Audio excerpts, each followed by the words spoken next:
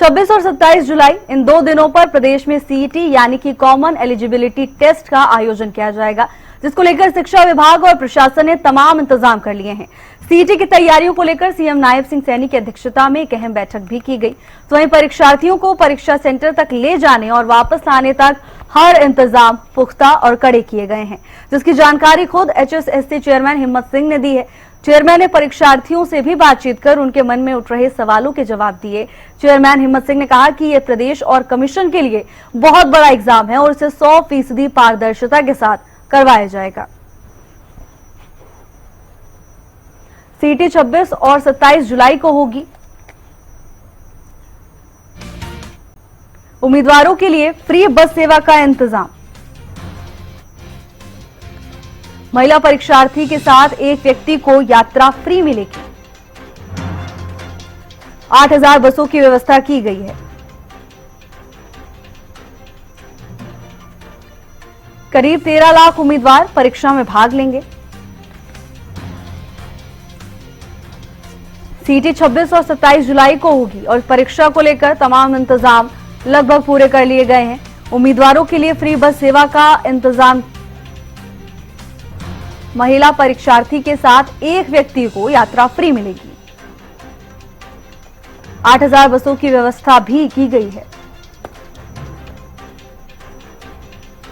करीब 13 लाख उम्मीदवार परीक्षा में हिस्सा लेंगे और इसी को देखते हुए पूरी तरह से प्रशासन और विभाग अलर्ट नजर आ रहे हैं। बता दें कि 26 और 27 जुलाई को परीक्षा होनी है। हर जिले के हिसाब से परीक्षा केंद्रों की लिस्ट जारी। गृह जिले के अलावा अन्य जिलों में परीक्षा केंद्र आवंटित किए गए। चंडीगढ़ जिले के उम्मीदवारों को परीक्षा केंद्र यमुना नगर में रखा गया है। चरखी दादरी के परीक्षार्थियों को महेंद्रगढ़ में परीक्षा देनी होगी। फरीदाबाद के उम्मीदवारों के लिए पलवल में परीक्षा केंद्र बनाया गया। फतेहाबाद जिले के छात्रों के लिए जींद और सिरसा में परीक्षा केंद्र बनाए गए हैं। गुरुग्राम के लिए फरीदाबाद और हिसार के छात्रों को भिवानी में परीक्षा देनी होगी। फतेहाबाद और जींद में भी परीक्षा देनी होगी।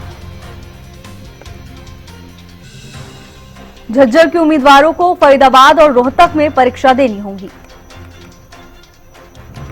जींद के उम्मीदवारों को कैथल, करनाल और पानीपत भेजा गया।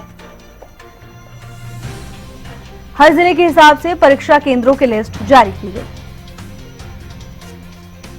गृह जिले के अलावा अन्य जिलों में परीक्षा केंद्र आवंटित किए गए हैं। चंडीगढ़ जिले के उम्मीदवारों का परीक्षा केंद्र यमुना नगर में रखा गया है।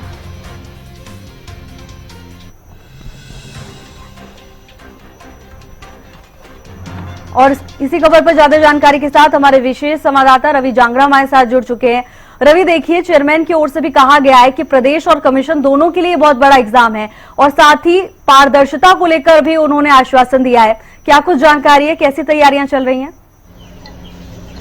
बिल्कुल, अगर तैयारियों के लिहाज से बात की जाए तो परीक्षा को लेकर पूरी तरह से तमाम जिलों का प्रशासनिक अमला अभी मुस्तैद दिखाई देता है। और इसके इतर अगर बात करें पूरी तरह से जो है एजेंसी की अगर बात करें प्रशासनिक अमला, राज्य परिवहन की जो बस सेवाएं हैं उसकी अगर बात करें या फिर दूसरे तमाम जो भी इस पूरी कवायद से जुड़े हुए लोग हैं, सारे के सारे लोग जो है अलर्ट मोड पर दिखाई दे रहे हैं। क्योंकि जो परीक्षा है आम परीक्षा नहीं है। 13.5 लाख के करीब परीक्षार्थी इस परीक्षा में बैठेंगे।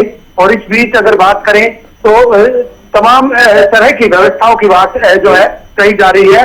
और व्यवस्थाओं की कड़ी का ये हिस्सा है कि पूरी तरह से जो है विभाग जहां मुस्तैदी की बात कह रहा है, वहां दूसरी ओर अगर मैं बात करूं तो कहीं न कहीं ये भी कहा जा रहा है कि प्रशासनिक जो अमला है किसी भी तरह की जो है चूक, किसी भी तरह की हिला हवाली नहीं होने दी जाएगी।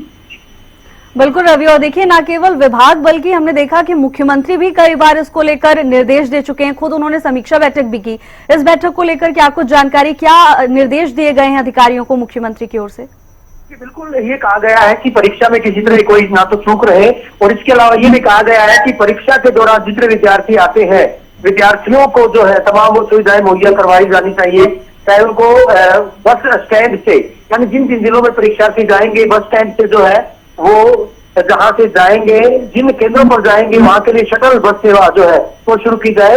इसके अलावा किसी भी तरह से जो है कोई परेशानी जो है, ये कहा गया कि कोई भी परेशानी जो है वो अभ्यर्थियों को नहीं होनी चाहिए। शटल बस सेवा की बात कही गई है, गांव से जो विद्यार्थी आएंगे उनको ले जाने के लिए भी उनको जो है बस सेवा मुहैया करवाई जाने की बात कही गई है। कम आंकड़ा नहीं है, 13.5 लाख जो अभ्यर्थी पूरे प्रदेश भर में परीक्षा देंगे, प्रदेश के विभिन्न परीक्षा केंद्रों पर परीक्षा देंगे।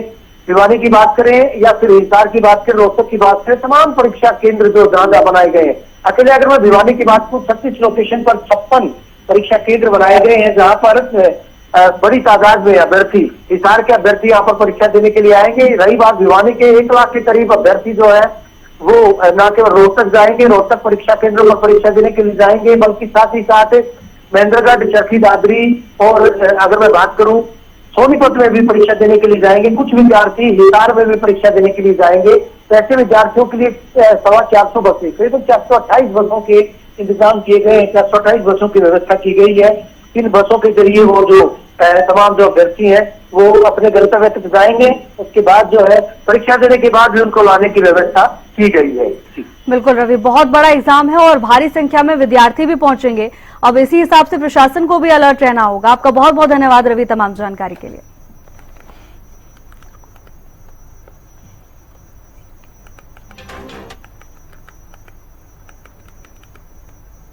26 और 27 जुलाई को होने वाले सीटी को लेकर जींद रोडवेज ने भी कमर कस ली है। जींद रोडवेज के जीएम राहुल जैन ने बताया कि परीक्षा के लिए जींद बस स्टैंड से पानीपत, करनाल और कैथल के लिए 832 प्राइवेट और सरकारी बसें फ्री जाएंगी। इस दौरान 48 घंटे के लिए दिन रात रोडवेज की बसें बच्चों को परीक्षा केंद्र तक पहुंचाने और वहां से वापस लाने का काम करेंगी, जिसके चलते 26 और 27 जुलाई को रोडवेज के कर्मचारियों की छुट्टियां भी रद्द की गई हैं। परीक्षा के लिए सुबह 3:30 बजे से ही रोडवेज की पहली बस पानीपत, कैथल और करनाल के लिए रवाना होगी। सीईटी के एग्जाम को देखते हुए और जैसा कि आज माननीय मुख्यमंत्री महोदय द्वारा भी इस विषय में वीसी ली गई थी, उसके उपरांत हमारी सारी तैयारियां पूर्ण है। 832 बसें हैं जो पूरे जींद डिस्ट्रिक्ट से पानीपत, करनाल और कैथल के लिए जाएंगी। इनमें 2 बसें यमुनानगर के लिए भी हैं और शटल बस सर्विस के लिए 70 बसें हमने रखी हैं और रिजर्व में 20 बसें अलग से रखी हैं शटल बस सर्विस के लिए।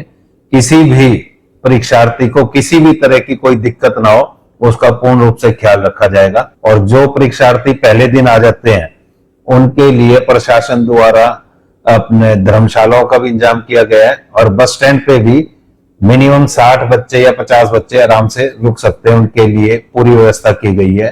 पहली बस हम 3:30 बजे स्टार्ट करेंगे, उसके बाद कंटिन्यूस बस सर्विस चलती रहेंगी। हेल्प डेस्क बनाया हुआ है, लगातार चल रहा है, उस पर हमारे कर्मचारी 8-8 घंटे के हिसाब से 24 घंटे ड्यूटी दे रहे हैं।